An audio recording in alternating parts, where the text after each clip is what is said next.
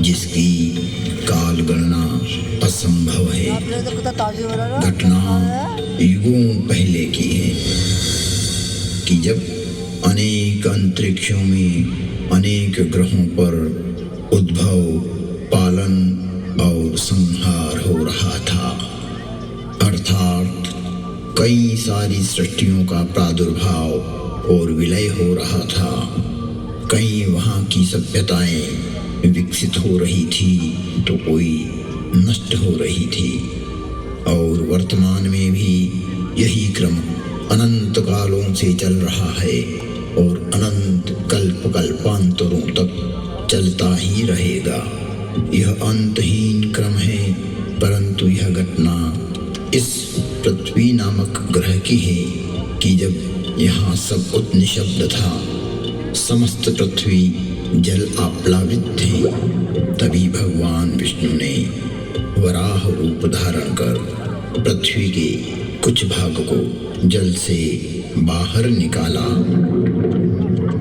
जिससे कालांतर में इस पृथ्वी पर जीव पनपने लगा। और एक बड़ी काल गणना के बाद यहाँ मानव पैदा हुआ, किंतु उसे किसी प्रकार का बोध नहीं था, किसी भी प्रकार की अभिव्यक्ति की समझ नहीं थी। ना तो उस समय शब्द था, ना कोई वर्णाक्षर। चराचर जीव जगत अपने अपने समूह में एक मूक दृष्टि से एक दूसरे को निहारते थे, लेकिन कुछ भी अभिव्यक्ति नहीं कर सकते थे। चारों तरफ इस पृथ्वी पर सन्नाटा ही सन्नाटा था। प्राकृतिक स्वरों, ध्वनियों के अतिरिक्त यह पृथ्वी निशब्द थी। ऐसे कई युग बीत गए कि अचानक ब्रह्मा को विचार आया कि पृथ्वी का निर्माण हो चुका है। विष्णु ने अपनी व्यवस्था भी व्यापित कर दी है, लेकिन शब्द की उत्पत्ति कौन करेगा? बिना वाणी अभिव्यक्ति कैसे हो पाएगी? जब ब्रह्मा और विष्णु को प्रेरणा हुई कि देवों के देव महादेव ही इस सृष्टि में शब्द की स्थापना कर सकते हैं, शब्द ब्रह्म का दान दे सकते हैं,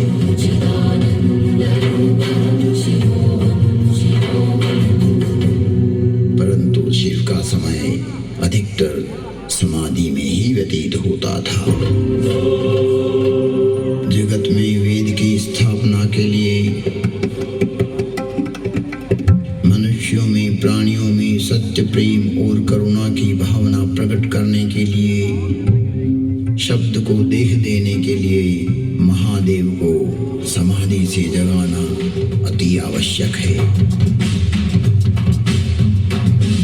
जब ब्रह्मा, विष्णु और सारे देवताओं ने महर्षि पाणिनि को प्रेरणा की कि वो महादेव को प्रसन्न कर जगत में शब्द प्रकट करने की प्रार्थना करें,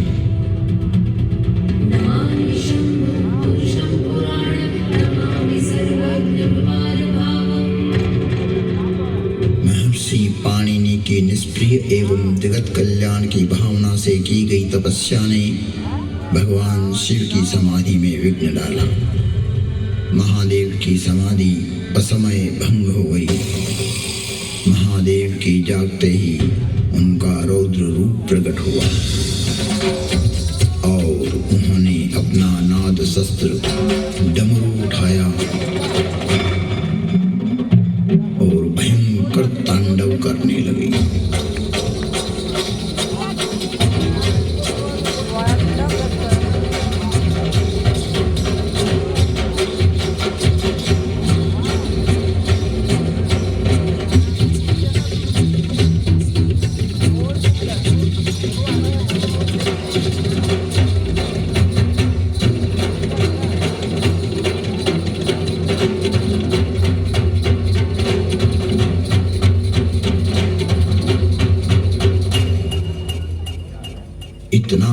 भयंकर तांडव किया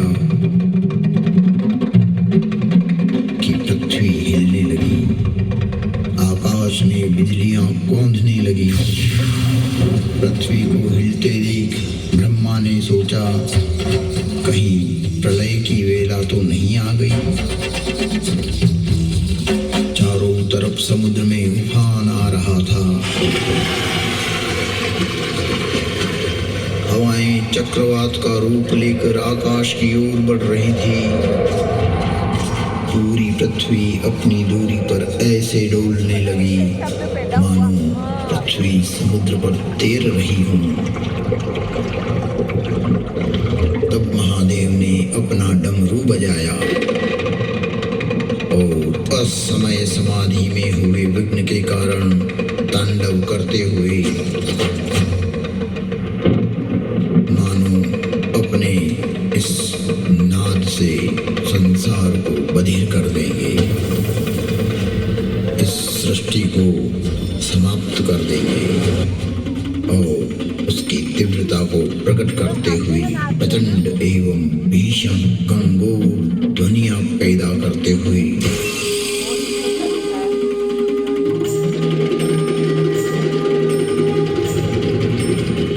उग्र एवं महिमामय भयंकर डमरू नाद किया, जिससे प्राणी मात्र की श्रवण इंद्रियां लुप्त हो गई। नाद इतना भयावह था कि प्राणी मात्र के कर्ण भेद हो गए।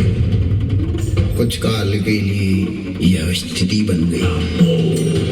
महादेव तांडव करते हुए अपनी उग्र नाद वाद्य से कुछ ऐसी शाब्दिक रचना की जो आज इस भूमंडल पर शब्द और श्रवण का कारण है, जिसे महर्षि पाणि ने अवरुद्ध हुई अपनी श्रवण इंद्रियां पुनः जागृत होने पर शब्दों में पिरोया। जगत कल्याण के लिए महादेव की प्रेरणा से नाद वाद्य से निकली हुई ध्वनियां जो आज इस संसार में व्याप्त है। इस भूमंडल पर कोई भी व्यक्ति किसी भी भाषा में अपनी अभिव्यक्ति करता हो, उसका उद्गम स्रोत महादेव का डमरू ही है। और वो डमरू इस प्रकार बोला, ऐं ऋ ऋ ऐं ऐऔ हयवरट लण यमगणनम जभय गणदश जब गणदश खपचटत चटतव कपय शशशर हल।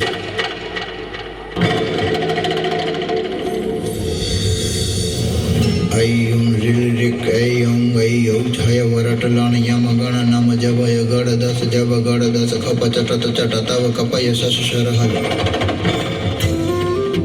यह था शिव का नाद शस्त्र से उत्पन्न हुआ शब्द व्याकरण।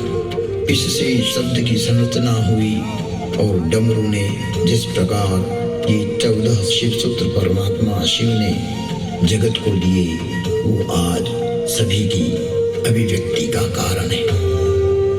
इति माहेश्वराणि सूत्राणि अनादि संज्ञार्थानि ऐसा मंत्या इतः हकारादि स्वकार उच्चारणार्थ लणमध्ये तत्संज्ञकः।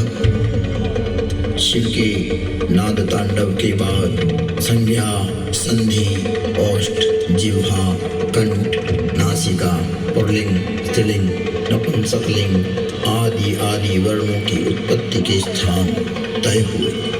वाणी में व्यापकता आई, वाणी की श्रेणियां निर्धारित हुई, वर्ण का लिंग तय हुआ।